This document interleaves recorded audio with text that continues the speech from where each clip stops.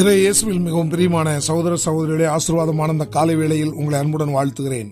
இந்த நாள் இனிய நாளாக அமைய புனித யோவான் எழுதிய நற்செய்தி அதிகாரம் 16 இறை வசனங்கள் 5 முதல் 11 வரை உள்ள இறை வார்த்தைகளை இன்று நாம் தியானிக்கிறோம். இன்றைய நற்செய்தி பகுதியில் ஆண்டவராகிய இயேசு கிறிஸ்து பரிசுத்த ஆவியானவருடைய மிக முக்கியமான ஒரு பணியை அவர் சீடர்களுக்கு விளக்குவதை நாம் பார்க்கிறோம். அவர் வந்து பாவம், நீதி, தீர்ப்பு ஆகியவை பற்றி உலகினர் கொண்டுள்ள கருத்துக்கள் தவறானவை என எடுத்து காட்டுவார். பாவம் பற்றி அவர்கள் கருத்து தவறானது, ஏனெனில் என்னிடம் அவர்கள் நம்பிக்கை கொள்ளவில்லை. நீதி பற்றி அவர்கள் கருத்து தவறானது, ஏனெனில் நான் தந்தையிடம் செல்கிறேன், நீங்களும் இனி என்னை காண மாட்டீர்கள்.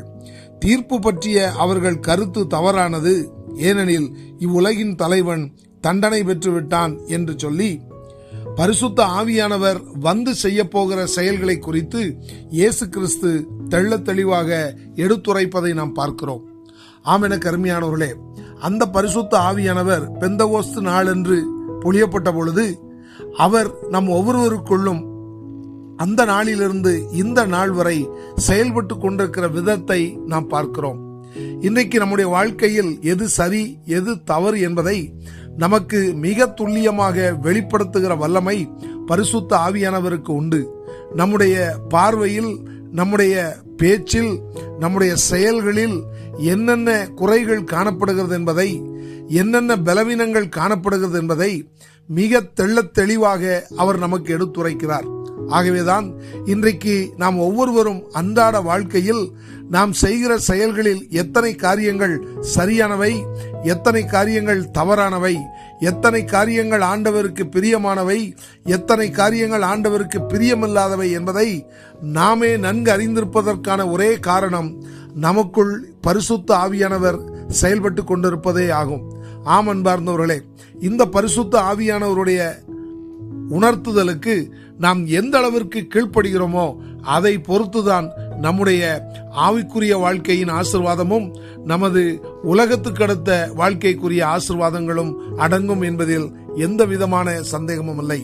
ஏனென்று சொன்னால், இந்த பரிசுத்த ஆவியானவரின் ஆலோசனைகளை நாம் புறந்தள்ளுவோம் என்று சொன்னால், இந்த பரிசுத்த ஆவியானவரின் ஆலோசனைகளை நாம் அசட்டை செய்வோம் என்று சொன்னால், நிச்சயமாக நாம் இழக்கப் போவது நமது ஆவிக்குரிய பூமிக்குரிய ஆசீர்வாதங்களை அன்றி வேறொன்றையும் இல்லை. ஆம் அன்பார்ந்தவர்களே, இந்த நல்ல காலை பொழுதில் இதை நன்கு உணர்ந்தவர்களாய் பரிசுத்த ஆவியானவர் நமக்குள் இருந்து ஒவ்வொரு காரியங்களை வெளிப்படுத்துகிற பொழுது அந்த வெளிப்பாடுகளுக்கு நாம் கீழ்ப்படிந்து நம்மை நாமே அவருக்கு உகந்தவர்களாக மாற்றிக்கொள்வோம்.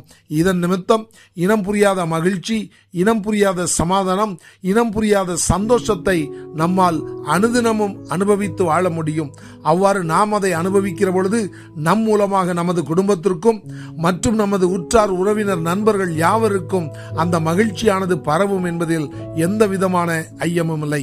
அப்படிப்பட்ட ஒரு உண்மையான மகிழ்ச்சியை இந்த உலகத்துக்குள் கொண்டு செல்வதற்கு பரிசுத்த ஆவியானவரை வைராக்கியமாய் பற்றி கொண்டு அந்த பரிசுத்த ஆவியானவருக்கு முழுமையாய் கீழ்ப்படிவோம். இப்படிப்பட்ட அற்புதத்தை அனுபவிப்போம். இந்த இனிய சிந்தனையுடன் இந்த நாள் இனிய நாளாக அமைய உங்களை அன்புடன் வாழ்த்துகிறேன்.